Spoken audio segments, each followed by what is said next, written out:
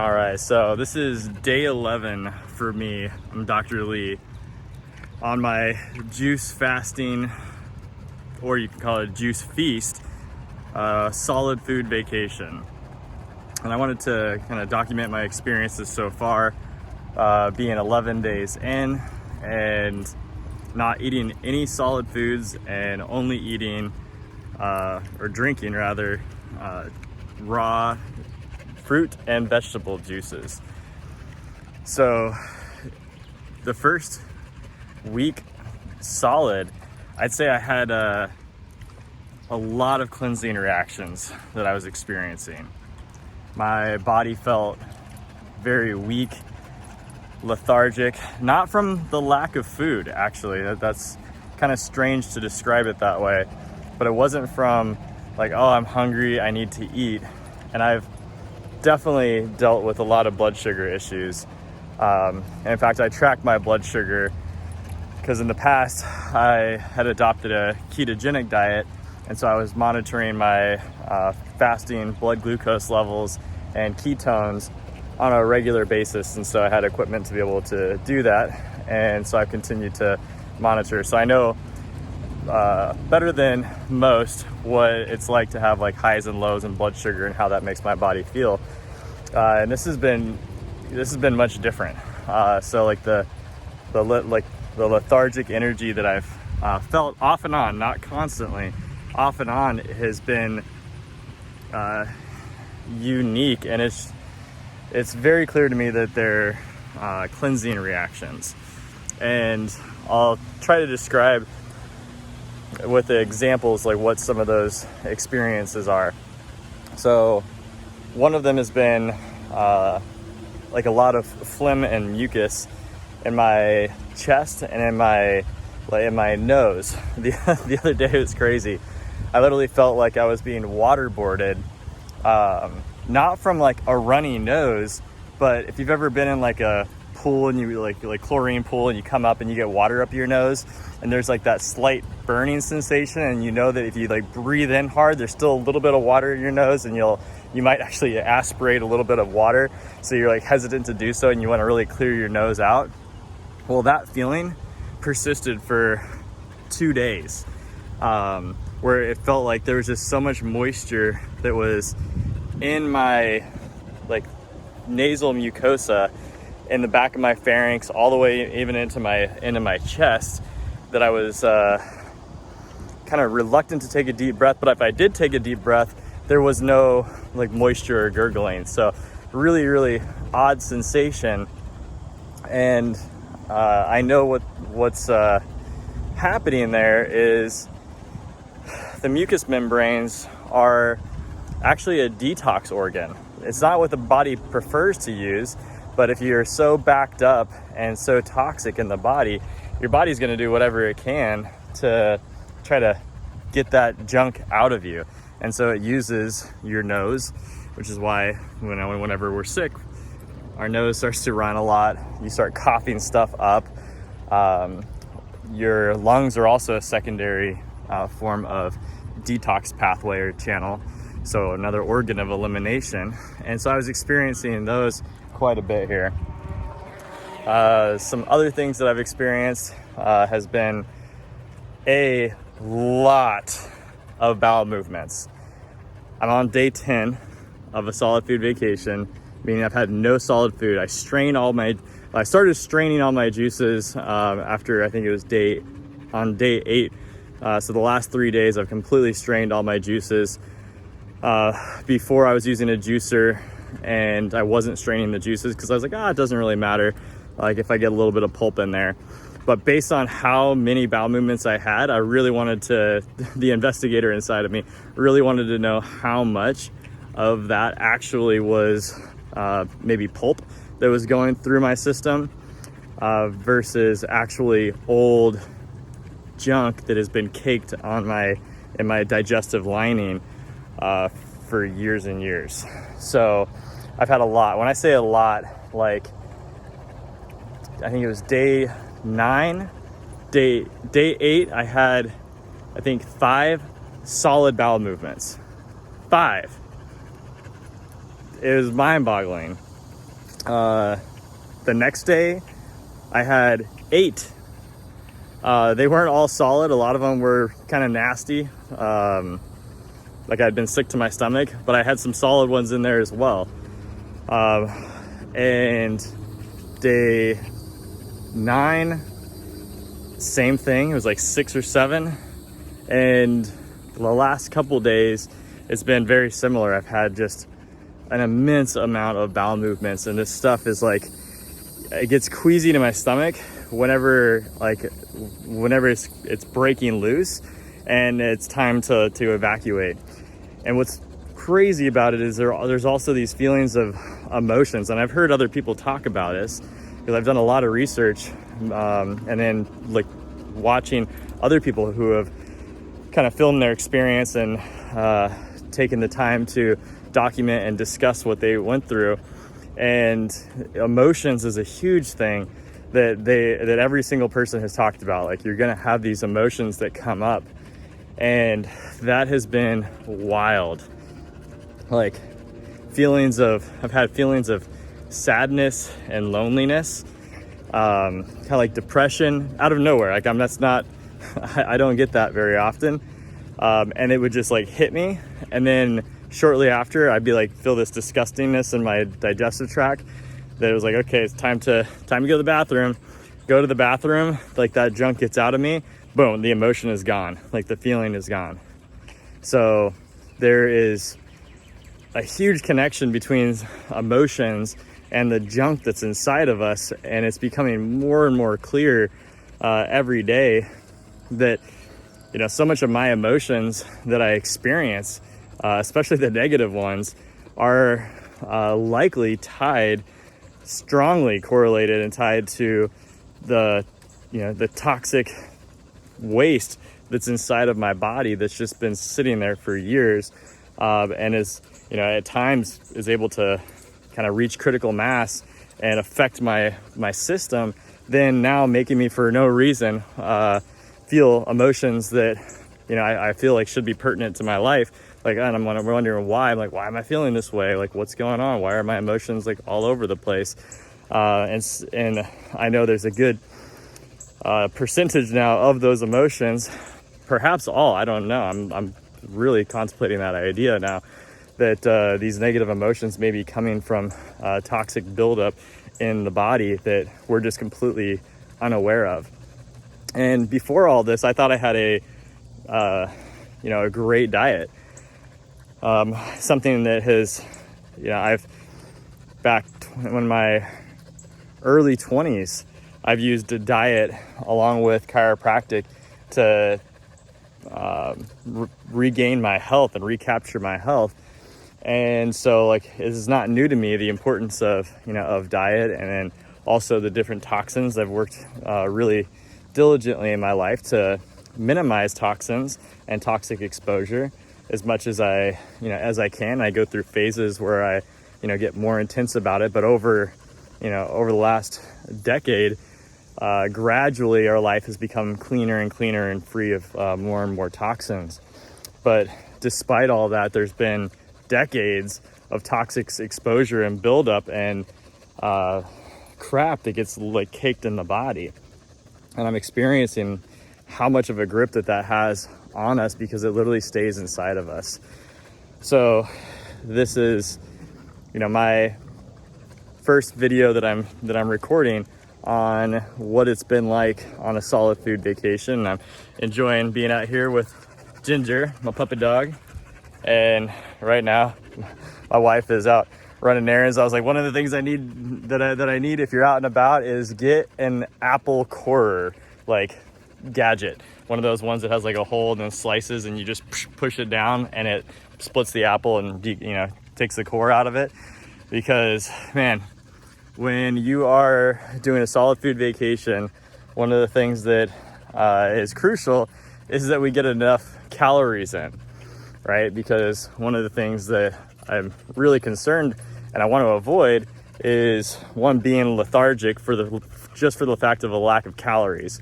So my lethargy, to go back to what I originally talked about, has not been due to a lack of calories, because I'm getting over 2,000 calories in a day. I'm drinking at least 4 liters, so a gallon of juices a day, half of it coming from vegetables, the other half coming from fruit juices, mostly watermelon juice at this point. I'm really liking watermelon juice is great. Cantaloupe juice is just amazing. And then doing carrot juices, spinach. I'll get one of those pound of spinach containers at like the organic spinach containers at Walmart, and that 1 pound will go into just one thing of juices. It only does like half a liter or half a quart. I get these quart mason jars to be able to track. And so this has really been a journey, but wanting to make sure to get enough juices and enough calories in the day, because throughout the week I'm adjusting patients and I'm on my feet and I'm in a busy office setting, so I'm not sitting down much. I'm going pretty much nonstop, and so that's really crucial to make sure that my calories are up high enough so that I don't crash and fatigue. And I haven't crashed and fatigued in that way. So the symptoms of lethargy that I said, they're just weird kind of detox. I feel my body just kind of going through stuff, kind of like when you're on the edge of a cold, either just about to get a cold or on the backside of it when you're just coming over it. You're like not sick, but you're not feeling great. That's kind of how it is. You can totally get through your day, and that's probably a better way to describe how I felt the past week. Yesterday and today being actually better days where I'm not feeling that as much. So I feel like some of those cleansing reactions are coming to an end, hopefully. I mean, because I have a feeling it's going to wax and wane, but I don't know. I've seen other people's journeys, and this is going to be my own personal experience, so we'll find out. But I have a feeling that by drinking enough juices, and I'm drinking at least a gallon. I'm trying to get to a gallon and a half, upwards of 2 gallons, because I also don't want to lose a bunch of weight and turn into like a skeleton. That's just kind of more of a vanity thing. I don't want to lose lean body mass. I've always been one to be interested in being into exercise, weight training, all of that. And one of the things that's always concerned me about people who are doing like raw food is that they turn into these, emaciated looking skeletons. And, I've always looked at those people and they're like, oh, I'm healthy. And I'm like, you sure as hell don't look healthy to me. You look sick. You look like, you need to eat a cheeseburger. Even though I haven't eaten cheese in 10 years, I definitely have eaten a ton of meat. So that's another thing that's my eyes have been open to in the past, because I've done a couple years ago, I did a vegan diet, and I learned during doing that wow, I can actually get by without eating meat, which I pretty much thought was going to be impossible. My whole life I grew up eating just tons of meat. My dad was, my dad is a chiropractor, 35 years. I guess I followed in his footsteps and became one as well. But he was also a bodybuilder when he was younger, and then power lifter. So my whole life has been wrapped around the importance of getting in a ton of protein. From the time I was a kid, it's like, I was always eating eggs. Other kids would have cereal for breakfast. My parents were, thought they were doing the right thing. And it was like, no, we got to get you good protein in your body. So I was living off of, gallons of milk, drinking milk, eating lots of, hamburgers, cheeseburgers, like all the time. That was my diet. I would easily have a pound of meat to 2 pounds of meat, often a day, and never thought twice about it. I had a lot of different health issues, but never really considered that might have been a contributing factor. But when I first went and cut out meat, that was a huge step for me. And I was really reluctant to do it. It was actually my wife who was the one who pushed us. She's like, we should really just, start doing a cleaner diet. I think we watched, one of those documentaries, which we'd seen, many of them before, but I kind of just blew it off as fluff, as like, yeah, whatever. Nobody, sure, it can be healthier for your heart and stuff, but what about your brain health? You need fats that to coat your brain. Your brain is built out of fat. Like you need fats. These people might have good heart health by adopting a plant-based or vegetarian diet. And so, but they don't know the other consequences. I felt like I knew more, but I never realized I had never actually tried. And so I was like, you know what? And at the time I had come off of doing a ketogenic diet, and we fell off doing that because we started traveling in the United States, living out of our car for a while. And it was very hard to keep up with the keto diet, and having enough fat. So we kind of fell off the wagon. And then when we instead of hopping back onto keto, we actually wound up doing like I said, a vegan diet at that point. And it was around the time we were opening up our practice out in Northwest Arkansas. And so we were so busy, so slammed, so stressed all the time, running around from events to events to try to promote our practice. And so we were in a brand new area. And so what that led to us was a ton of eating out. I mean, a lot of Mexican food. And so basically all we were doing was eating kind of crappier foods, but they were, the plant, or they were vegetarian, or they were vegan. So it was, it was good. It was safe. But I never felt good eating that way. It was kind of like, I could get through with energy, which I was surprised by because I was afraid that if I didn't have meat that I would crash.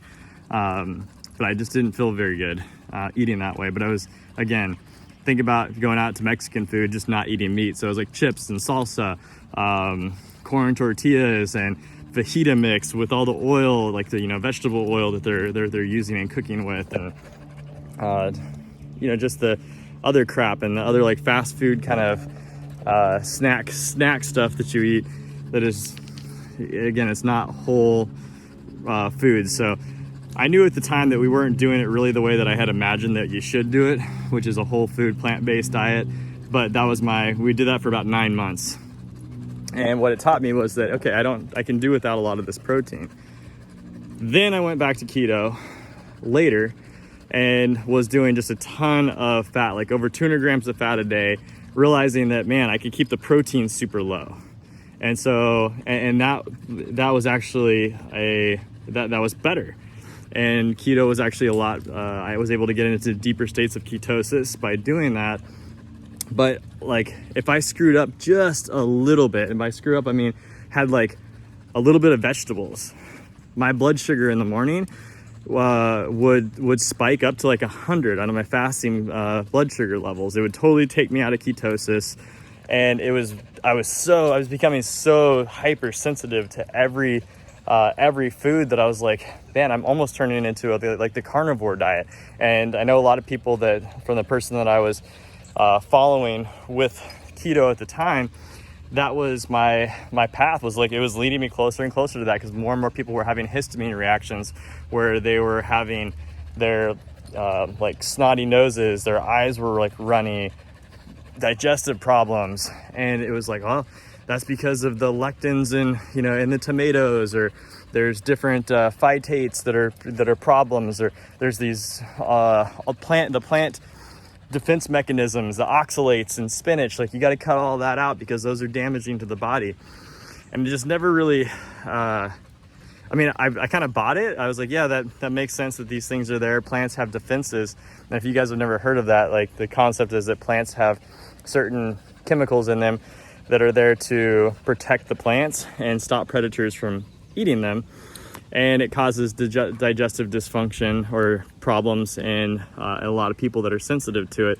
And so we started, I was cutting out more and more of those foods in an attempt in order to heal my body and to be living like the most optimal diet. But it just wasn't cutting it. I was like, God, this is like, I have to be so like sensitive to this. And but I was keeping my protein really low, like 65 grams a day. Versus what I was accustomed to is like 150, sometimes 180 grams of protein. And I think that was probably the only reason that diet was working for a lot of people and helping to heal them, is because the protein was actually super low. And T. Colin Campbell who was the author of the China study, the longest nutritional study ever done. It was like, I think, a 30 or 40 year study.